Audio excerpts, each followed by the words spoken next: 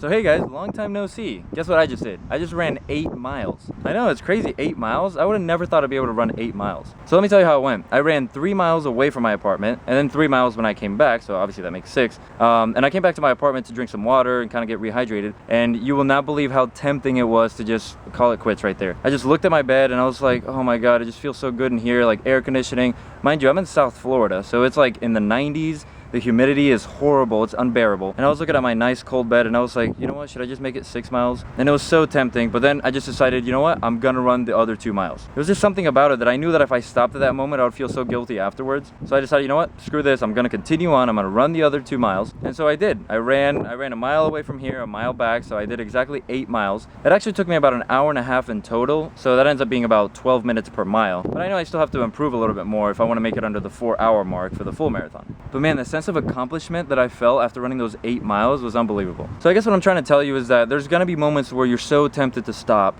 you know, whether it's taking a break or just, you know, calling it quits for that day, or just thinking to yourself like, you know, I've ran 6 miles, it's enough, whatever. You know, there's gonna be those moments, but you just gotta tell yourself, you know what, I'm gonna do this, I'm gonna go through with it, and you're gonna feel so proud afterwards that it's gonna motivate you to do that next time. So guys, another thing that I've been really excited to tell you guys about is that I just came back from Los Angeles because I went to Vidcon. If you don't know what Vidcon is this huge video conference for a bunch of YouTubers, and like all the famous YouTubers show up and you get to meet them and take pictures with them and stuff like that. And my first time going was last year, and I absolutely loved it. The first time you go, your main goal is to meet all your favorite YouTubers and be able to talk with them and stuff like that. But last year I was fortunate enough to meet a few people that are absolutely incredible. I made really good friends with this YouTuber named Jenna and another YouTuber named Tasha. I remember when I first met them, it's like those kind of people where you feel like you've been friends with them for so long even though you just met them. So we became such good friends last year that I was so excited to see them again this year. So hanging out with them this year at VidCon just made my weekend that much better. They were just the most fun, down to earth, and just all around amazing people, which made me realize how much you can really get out of these gatherings. You know, you go there to see your favorite YouTubers and stuff like that, but guys, I really encourage you to go there, and not just to meet your favorite YouTubers,